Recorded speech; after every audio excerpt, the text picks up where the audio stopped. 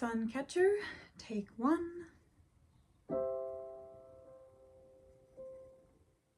The room that I usually do my vlogging in is being, I assume, remodeled. In the meantime though, I'm at my keyboard, which is kind of fitting. Yay! Oh! I just found a fortune. Actually, I remember I put this in my phone case. The fun thing about working at a Chinese restaurant is you just end up finding these all over the place, in your clothes, in your room, but this one I do remember I put it in my phone case on purpose because I want it to come true. I am the kind of person who has a lot of big ideas. I have a lot of big ideas, big dreams. It's just kind of how my brain works. I deal in what ifs. What if we tried this? Maybe one day we could do this. What if we had that? You know, and they vary from like, yeah, we could do that right now, to like, maybe if a million different stars align, we could maybe do that someday, you know? But I am a dreamer with everything that comes with that, which is, you know, it's a mix of good and bad, because it's weird trying to say like nice things about myself out loud, but I mean, like, not to brag, but like if you are a dreamer like me, you see possibility everywhere you look. You have these great big ideas. You are a creative person. You're a visionary.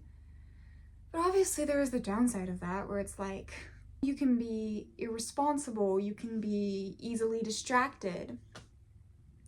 And then there's the other downside of it, which is like it can hurt to have ideas and dreams that mean a lot to you and to have to put them off. I've felt for some time like I'm in this kind of purgatory, this waiting room, where it's like there are parts of my dreams that I can work on, but there's so many things that I feel like I can't do yet. And it's like, I hate to bring it back to money, but if I just had money, it wouldn't be an issue. Where did I see this? I think it was probably a Tumblr post about like Nepo babies and how the nice thing about Nepo babies in creative industries is it goes to show how many people, when money isn't an issue, how many of us choose creativity and choose to make art for a living. And it's always seen as classy when you've made it. When you're past the crazy idea stage, which obviously for Nepo babies is like right away, because you already have the money and the connections. But in the meantime, when you're just me and you have ideas and the beginnings of things, but nothing really to show for it yet, and in this economy, and with all of that in mind, it's absolutely crazy to say that you want to pursue those things full time. It's just crazy. Like, it's crazy, it's cringy, it's dumb, it's irresponsible, it's unrealistic.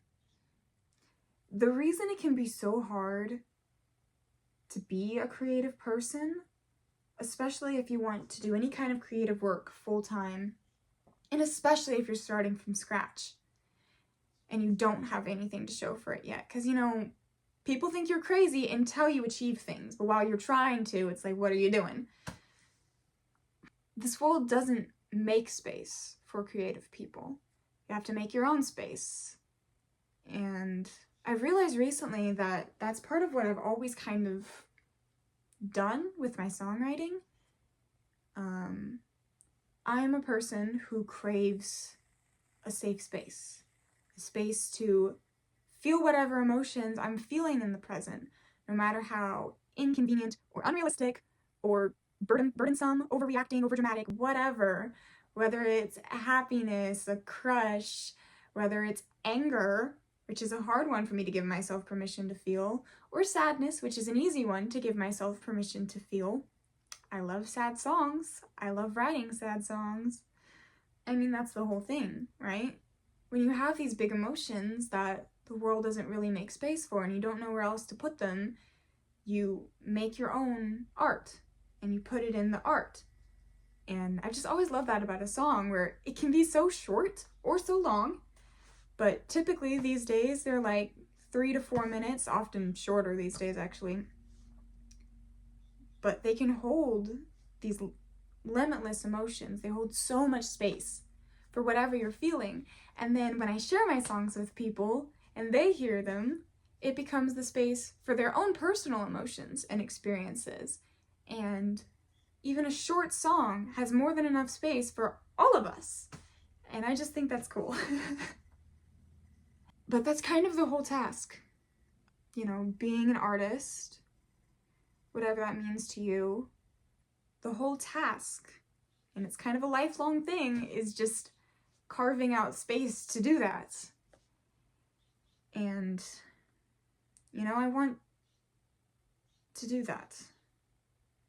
I want to build a life where I have the space to pursue my ideas and follow my passions and my skills and my tools wherever they lead, and constantly learn and grow along the way, and make lots and lots of things that I'm proud of, and probably also lots and lots of things that aren't so good, that don't see the light of day or shouldn't. And I want to carve out space too for other people to do it. And hopefully make it so that there's just a little more space in the world in general for creative folks.